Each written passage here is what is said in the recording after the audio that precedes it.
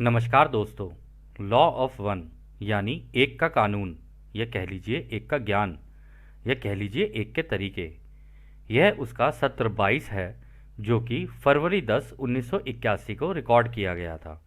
दोहराया जाता है कि इस किताब द्वारा दी गई सभी सूचनाएं और जानकारियां आप मान भी सकते हैं, जान भी सकते हैं, नज़रअंदाज भी कर सकते हैं और सिरे से खारिज या नकार भी सकते हैं, क्योंकि यह आपकी फ्री विल है, जो कि अनंत रचयिता द्वारा आपको दी गई है। एक बात और कही जाती है कि लॉ ऑफ वन पूरी तरह से सबके लिए फ्री है।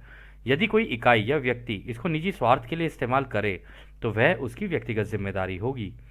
एक और बात कही जाती है कि यदि कोई व्यक्ति या इकाई इसको अपनी भाषा में परिवर्तित करके दूसरों से साझा करना चाहे तो वह भी ऐसा कर सकती है, क्योंकि यह भी उसकी फ्री विल है यदि वह ऐसा करना चाहे तो पहला सवाल डॉन करते हैं। कार्ला आपसे कुछ सवाल पूछना चाहती है। मैं सबसे पहले वो सवाल पूछना चाहूँगा। कार्ला जानना चाहती है कि उसे पूरे दिन में अलग अलग समय और स्थान में अगरबत्ती की खुशबू सी आती रहती है। उसका क्या कारण है? तो रा कहते हैं, कार्ला ने अपना पूरा जीवन दूसरों की सेवा में समर्पित किया है। इस कारण कार्ला के सचेत तथा अचेत मन का झुकाव दूसरों की सेवा की तरफ ही है। जैसे ही हम कार्ला के साथ इस चैनलिंग के माध्यम से जुड़ते हैं, हमारे समूह की कंपनता कार्ला के अचेतन मन के साथ अधिक मजबूती से जुड़ जाता है। इस प्रकार कार्ला हमारी कंपनता का हिस्सा बन जाती है और हम कार्ला की कंपनता का हिस्सा बन जाते हैं। यह चेतन स्तर पर होता है, वह स्तर जहां मन नीचे चेतना की जड़ों तक चला जाता है, जिसे आप कॉस्मिक कहते हैं। हमारी कंपनता का जो जुड़ाव होता है वह एक धीमी क्रिया है। इस कारण कार्ला इसे सचेत रूप से जान नहीं पाती है। हालांकि दोनों स्तरों पर सेवा के प्रति पूरा समर्थन होता है और सेवाएं जारी रहती हैं। अचेत मन द्वारा प्रतीकात्मक यानी सिंबॉलिक रूप से संकेत भेजे जाते हैं, क्योंकि कार्ला की सुनने की शक्ति अच्छी है।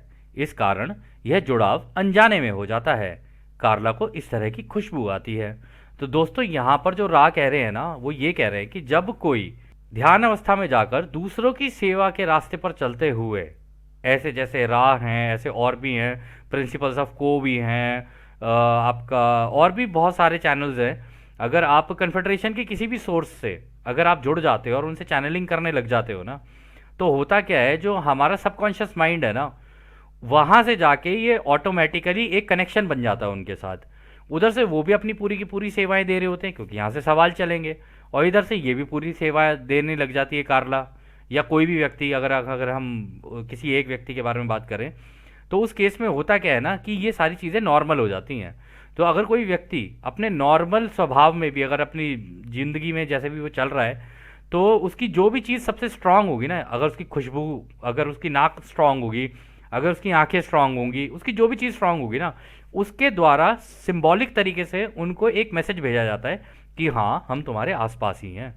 इसीलिए कार्ला को ये अगरबत्तियों की खुशबू आ रही थी, क्योंकि रा जो हैं वो इतने एडवांस कर चुके हैं कि उनकी बॉडी के अंदर से अगर आप खुशबू देखोगे ना, क्योंकि हमारे भी कई दोस्त थे जिन लोगों ने चैनलिंग की, और कुछ दोस्त ऐसे भी थे जिन्होंने कन्फेडरेशन को कांटेक्ट करके और वो जैसे स्टीवन ग्रियर का मेथड यूज़ किया, तो उन्होंने भी हमें यही बताया कि जब वो मेडिटेशन में बैठे हुए थे, उनके आसपास एक ऐसी खुशबू आई, जो कि वो कह रहे थे कि थी तो कुछ अगरबत्ती जैसी, लेकिन ऐसी अगरबत्ती की खुशबू हमें कभी मिली नहीं, सूंघी ही नहीं हमने, ना किसी मंदिर में देखी, ना हमने किसी मस्जिद में देखी, हमने कहीं नहीं देखी। तो इस वजह से ये जब भी आपके आसपास होंगे ना, आपको इस तरीके की खुशबू या चीज़ें दिखने लग जाएंगी, इस तरीके की चीज़ें हो जाती हैं। तो खैर, आगे डॉन कहते हैं, दूसरा, वह यह भी जानना चाहती है कि वह सत्र को करने के बाद अधिक स्वस्थ महसूस करती है। जैसे जैसे समय जा रहा है वह अपने आप को और स्वस्थ महसूस कर रही है। तो रा कहते हैं, ऐसा उसकी स्वतंत्र इच्छा के कारण हो रहा है। कार्ला संपर्क स्थापित करने के काफी सालों पहले से प्रार्थनाएं गाती आ रही है। जब वो समाधि की स्थिति में होती है, उसके पहले यह प्रार्थनाएं उसके अचेत मन में रहती हैं, इसलिए यह मददगार होती हैं, परंतु प्रार्थना के परिणाम के रूप में यह प्रभावी नहीं होती हैं। इस प्रकार आध्यात्मिक परिसर से यह संपर्क को अधिक गंभीर रूप से प्रभावित करती हैं। साथ ही इस इकाई ने इस कार्य के कारण कुछ निश्चित सीमाओं को स्वीकार करना शुरू किया है, जिसमें उसने दूसरों की सेवा को अपने से ऊपर रखा है, ताकि अच्छे से अपनी सेवाएं दे सके। इससे उसे शारीरिक दर्द को ठीक करने में भी सहायता मिलती है। तो दोस्तों, जब भी कोई दूसरों की सेवा के रास्ते पे निकलेगा ना और अपनी पूरी सच्ची निष्ठा और ईमानदारी से उसको करेगा, तो ये सारी चीज़ें उसके साथ हो जाती हैं कि वो स्वस्थ भी महसूस करने लगे। अंदर से दुखी भी होगा ना, तब भी खुशी महसूस करेगा, क्योंकि उसको ये करने में खुशी मिलने लग जाती है। और यही वो खुशी है जो रा कह रहे हैं कि पूरे ब्रह्मांड में दूसरों की सेवा करने से ज़्यादा जॉय और खुशी तुम्हें किसी और चीज़ में मिल ही नहीं सकती है। इस खुशी के मिलने की वजह से तुम अंदर से ना एक एनर्जेटिक सा महसूस करते हो। तो खैर, अगला सवाल डॉन करते हैं। धन्यवाद। मैं कुछ प्रश्न और पूछना चाहूँगा, जैसे दूसरे चक्र के अंत के बारे में और अधिक स्पष्टता आ जाए। फिर हम तीसरे और अंतिम मेजर चक्र के बारे में बात करेंगे। क्या आप बता सकते हैं कि दूसरे मेजर चक्र के अंत तक औसत जीवन काल क्या था? तो रा कहते हैं, दूसरे मेजर चक्र के अंत तक जीवन काल कुछ ऐसा था कि जैसे आप जानते हैं, जो लोग भौतिक रूप से अलग अलग आइसोलेटेड थे, उनकी कंपनता बुद्धिमान ऊर्जा के साथ अधिक सौहार्दपूर्ण हार्मनी की थी, तथा वे कम संघर्ष करने वाले बेलिकोस थे। वे लोग प्यार से रहते थे, इसलिए उनका जीवन काल भी अच्छा था।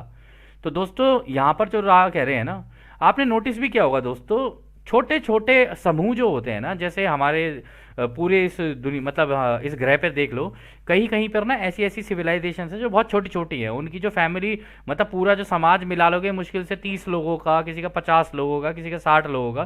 तो ऐसी जगह पे ना एक दूसरे से प्रेम प्यार ना ज़्यादा रहता है। और ये आपको गाँव की साइड में, आपको क्या कहते हैं पहाड़ों में, इन जगहों पे आपको ज़्यादा दिखेगा। वो इसलिए क्योंकि छोटे छोटे कस्बे होते हैं, उसमें सब एक दूसरे के साथ प्यार से प्रेम से रहते हैं। लड़ाइयाँ वड़ाइयाँ ज़्यादा नहीं होती है, बेलिकोज वो कह रहे हैं ना, मतलब लड़ाकू इस तरीके की चीज़ें कम ही रहती हैं, क्योंकि ज़्यादातर जो बड़े लोग होते हैं ना, वो समझदारी से चीज़ों को सुलझाने की कोशिश करते हैं कि बातों से ही चीज़ों का हल निकल जाए। तो इस वजह से जब ऐसा होता है ना, तो उनकी जो वो होता है जीवन काल होता है, मतलब जो उनकी एज होती है ना, वो बढ़ जाती है। और अगर आप वैसे भी नोटिस करेंगे, आप देख लो, आप पहाड़ों के लोगों को देख लो, आप गाँव के लोगों को देख लो, जहाँ प्रेम प्यार जहाँ ज़्यादा होगा ना, वहाँ लोगों की जीवन की जो एज की जो लिमिट होती है ना, वो ज़्यादा ही होती है। उसका मेन कारण यही है। तो खैर, आगे डॉन कहते हैं, क्या आप बता सकते हैं कि दूसरे मेजर चक्र में उनकी आयु वर्षों में कितनी थी? तो रा कहते हैं, औसत शायद भ्रामक हो। यदि सटीकता से बताएं तो इनमें से कई एक जन्म में लगभग 35 से 40 वर्ष जीते थे, जो कि 100 वर्षों तक भी जाने की संभावना थी। तो दोस्तों, ऐसा नहीं था। सेकंड साइकिल के एंड तक पहुंचते पहुंचते, क्योंकि कुछ लोग ऐसे मतलब ऐसी जगहों पर भी रहना पसंद करते होंगे जहाँ पे बड़ी बड़ी वो क्या कहते हैं मतलब समाज रहते हो, जैसे हमारे शहर होते हैं, शहरों में भी रहने वाले होंगे।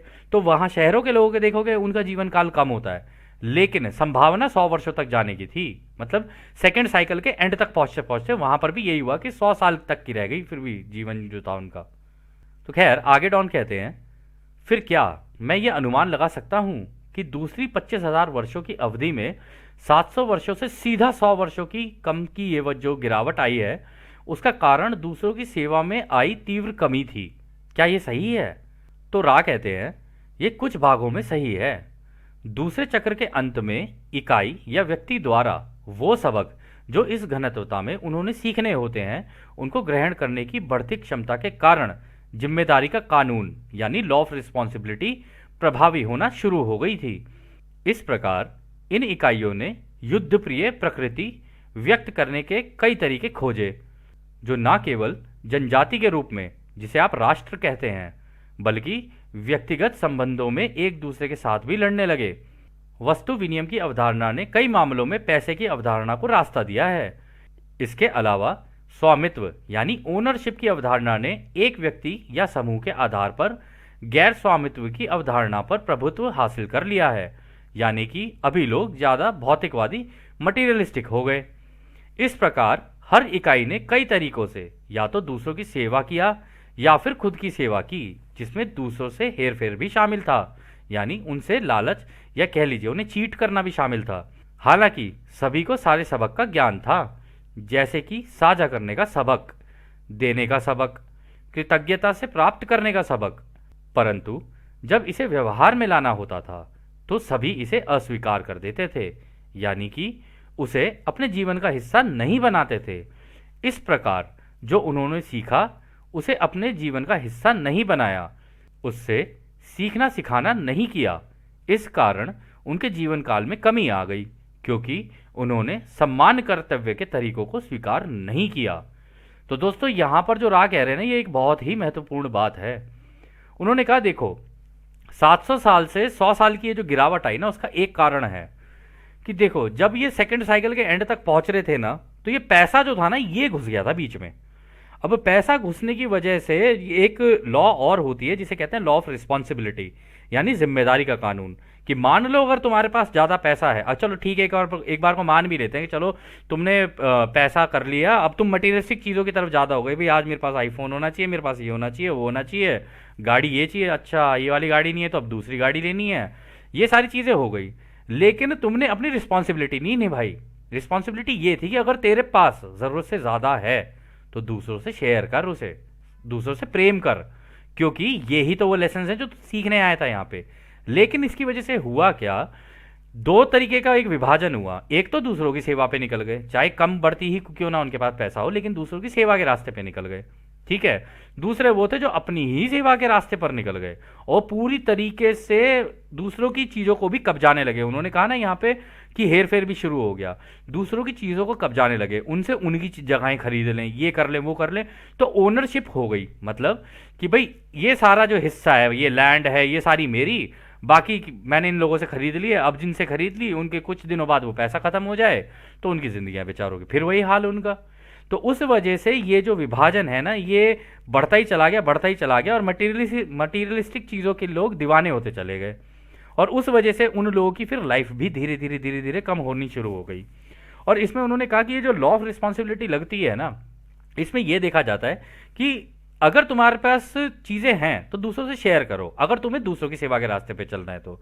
और अगर तुम्हारे पास चीज़ें हैं और तुम लॉ ऑफ रिस्पॉन्सिबिलिटी केवल उन लोगों के लिए समझते हो जिनकी सोच तुम्हारे जैसी है, यानी खुद की सेवा वाले, तो तुम उनके लिए जिम्मेदार हो, तुम इनके लिए जिम्मेदार नहीं हो फिर। तो ये दोनों चीजें होती है। मतलब अपने, क्योंकि रा ने कहा है ना, इस ग्रह पे आने के बाद सबको अपने अपने रास्ते चुनने हैं, रास्ते चुन के उसके ऊपर कर्म करना है। मतलब सोच, शब्द और कर्म उस दिशा में हो जाने चाहिए, चाहे दोनों में से कोई सी भी साइड हो, चुन लो और निकल जाओ।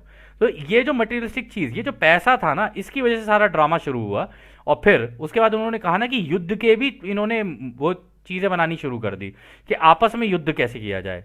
मतलब जब एक गरीब है तो वो बेचारा अमीर से मांगने की कोशिश करेगा, हो सकता है उसका कुछ भी कर दे वो उसके साथ, तो एक दूसरे से युद्ध की भी वो प्रवृत्ति बननी शुरू हो गई। ऐसे ही फिर उन्होंने कहा देशों में आपस में युद्ध होने शुरू हो गए।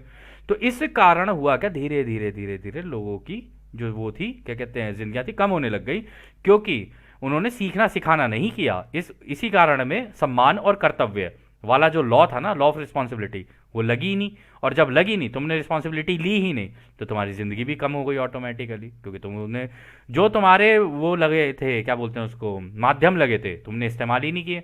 और जब वो इस्तेमाल नहीं किए, राह ने पहले ही बोला था कि जब कोई अपने माध्यमों का इस्तेमाल नहीं करता ना, और नफरती और ये सारी चीज़ों की तरफ जाने लग जाएगा ना, तो धीरे धीरे उसके सारे के सारे खत्म होने लगते हैं और धीरे धीरे उसकी उम्र भी कम हो जाती है। और वो जैसे ही इसको छोड़ता है तो उसकी सारी चीज़ें फिर ऊपर नीचे हो जाती हैं, तितर बितर भी हो जाती हैं। तो खैर, अगला सवाल डॉन करते हैं, क्या यह छोटा जीवन काल उन इकाई या व्यक्ति के लिए किसी भी तरह मदद करेगा?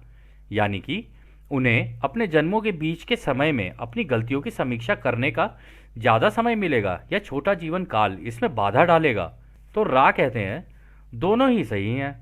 जीवन काल का छोटा होना एक के कानून की विकृति है, जो कि यह बताती है कि इकाई जितनी तीव्रता से सहन कर सकता है उतना ही अनुभव ले सकता है, उससे अधिक तीव्रता से अनुभव नहीं मिल सकते हैं।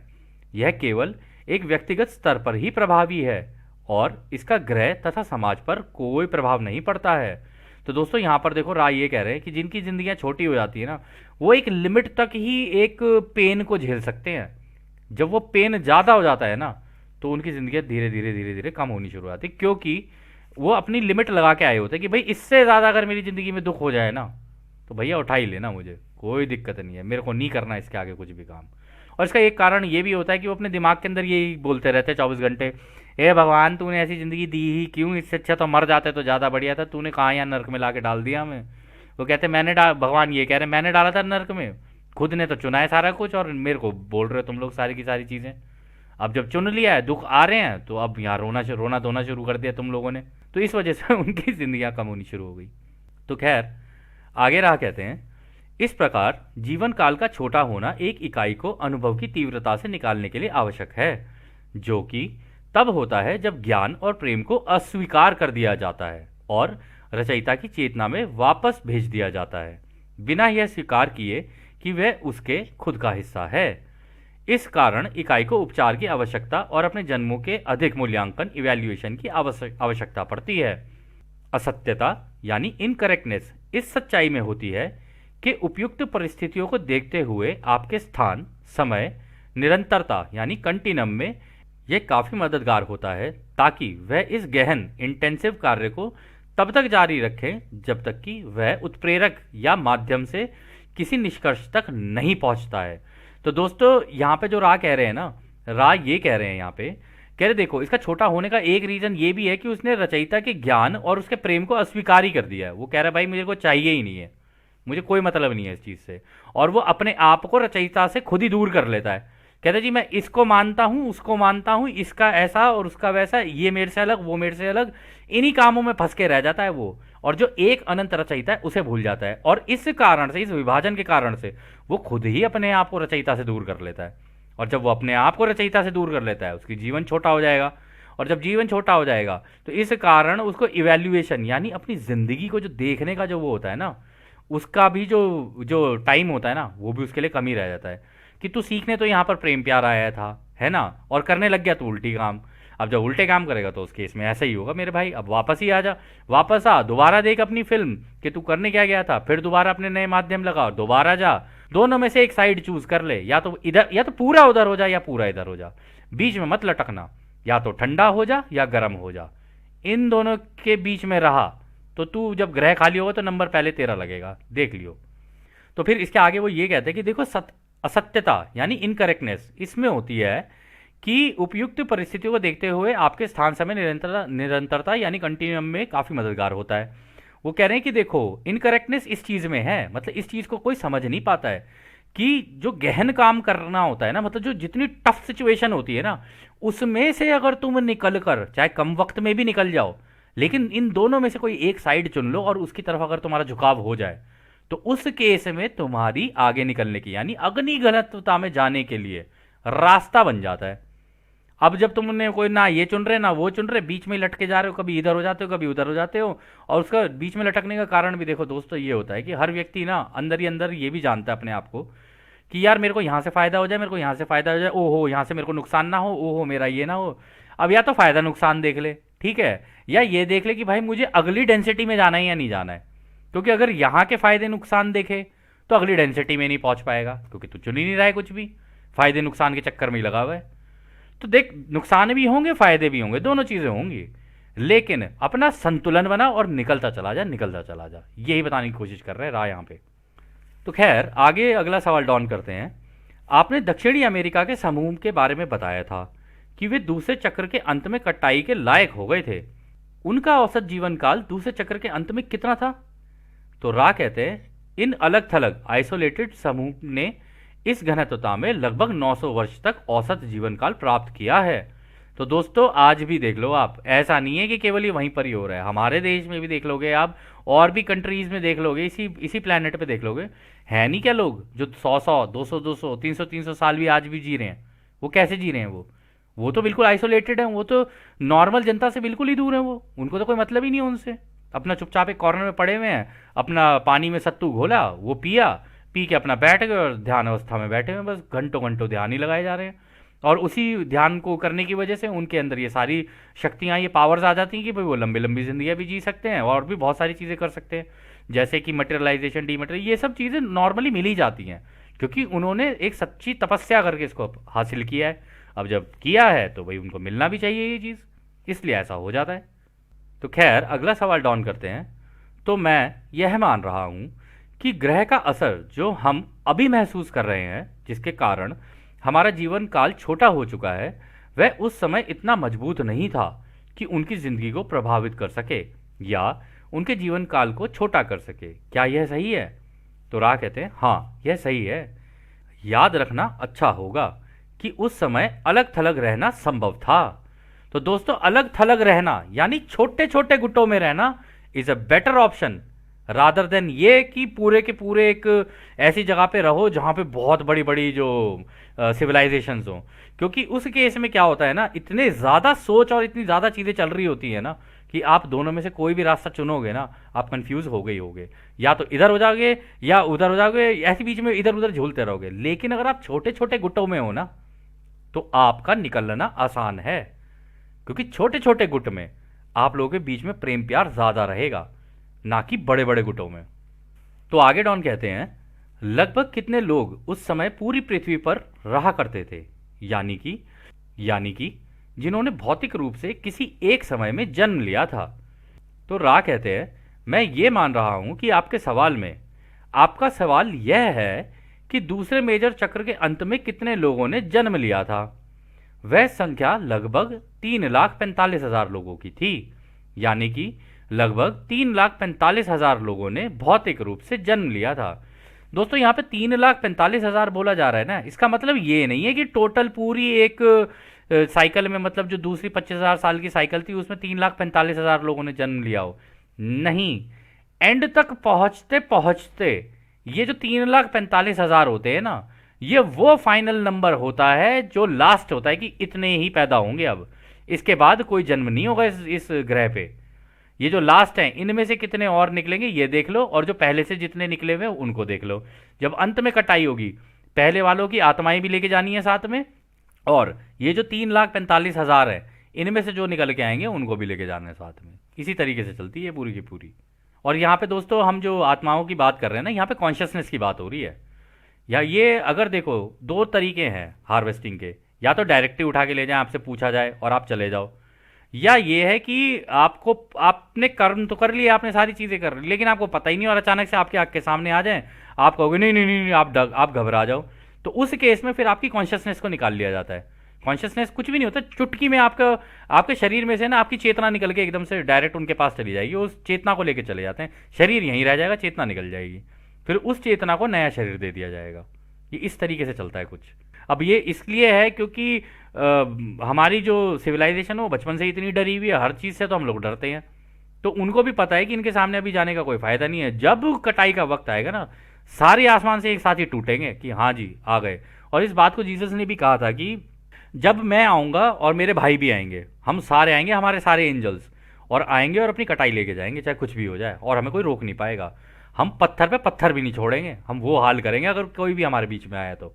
अब जो भी है, अब आप समझ ही सकते हो इसका मतलब क्या है। रा ने पहले ही बोल दिया है, मतलब आगे रा बोल देंगे कि भाई ये जो युद्ध है ये तो हमारा है, अगर तुमने युद्ध मांग लिया तो हम तो युद्ध भी दे देंगे, तो सोच समझ के मांगना जो भी मांगोगे हमसे।